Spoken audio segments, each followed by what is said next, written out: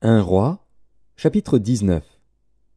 Akab rapporta à Jézabel tout ce qu'avait fait Élie et comment il avait tué par l'épée tous les prophètes. Jézabel envoya un messager à Élie pour lui dire « Que les dieux me traitent dans toute leur rigueur, si demain, à cette heure, je ne fais de ta vie ce que tu as fait de la vie de chacun d'eux. » Élie, voyant cela, se leva et s'en alla pour sauver sa vie. Il arriva à Beër-Shéba, qui appartient à Juda, et il y laissa son serviteur. Pour lui, il alla dans le désert où, après une journée de marche, il s'assit sous un genêt et demanda la mort, en disant « C'est assez. Maintenant, Éternel, prends mon âme, car je ne suis pas meilleur que mes pères. » Il se coucha et s'endormit sous un genêt. Et voici, un ange le toucha et lui dit « Lève-toi, mange. » Il regarda, et il y avait à son chevet un gâteau cuit sur des pierres chauffées et une cruche d'eau. Il mangea et but, puis se recoucha. L'ange de l'Éternel vint une seconde fois, le toucha, et dit « Lève-toi, mange, car le chemin est trop long pour toi. » Il se leva, mangea et but. Et avec la force que lui donna cette nourriture, il marcha 40 jours et 40 nuits jusqu'à la montagne de Dieu, à Horeb. Et là, il entra dans la caverne, et il y passa la nuit. Et voici, la parole de l'Éternel lui fut adressée, en ces mots, « Que fais-tu ici, Élie ?» Il répondit, « J'ai déployé mon zèle pour l'Éternel, le Dieu des armées, car les enfants d'Israël ont abandonné ton alliance, ils ont renversé tes autels, et ils ont tué par l'épée tes prophètes. Je suis resté, moi seul, et ils cherchent à m'ôter la vie. » L'Éternel dit, « Sors, et tiens-toi dans la montagne devant l'Éternel. » Et voici, l'Éternel passa, et devant l'Éternel, il y eut un vent fort et violent qui déchirait les montagnes et brisait les rochers.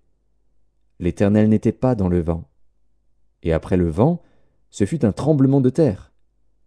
L'Éternel n'était pas dans le tremblement de terre. Et après le tremblement de terre, un feu. L'Éternel n'était pas dans le feu. Et après le feu, un murmure doux et léger. Quand Élie l'entendit, il s'enveloppa le visage de son manteau, il sortit et se tint à l'entrée de la caverne. Et voici, une voix lui fit entendre ces paroles. « Que fais-tu ici, Élie ?» Il répondit, « J'ai déployé mon zèle pour l'Éternel, le Dieu des armées. Car les enfants d'Israël ont abandonné ton alliance, ils ont renversé tes autels, et ils ont tué par l'épée tes prophètes. Je suis resté, moi seul, et ils cherchent à m'ôter la vie. » L'Éternel lui dit, « Va, reprends ton chemin par le désert jusqu'à Damas, et quand tu seras arrivé, tu oindras Hazaël pour roi de Syrie.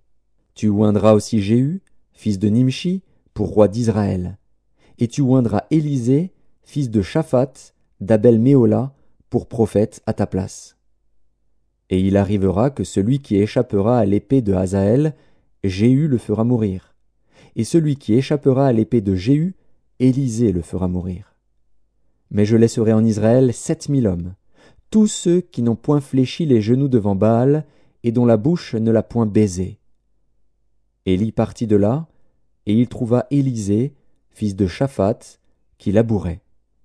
Il y avait devant lui 12 paires de bœufs, et il était avec la 12e. Élie s'approcha de lui, et il jeta sur lui son manteau. Élisée, quittant ses bœufs, courut après Élie, et dit, « Laisse-moi embrasser mon père et ma mère, et je te suivrai. » Élie lui répondit, « Va, et reviens, car pense à ce que je t'ai fait. » Après s'être éloigné d'Élie, il revint prendre une paire de bœufs qu'il offrit en sacrifice. Avec l'attelage des bœufs, il fit cuire leur chair et la donna à manger au peuple. Puis il se leva, suivit Élie et fut à son service.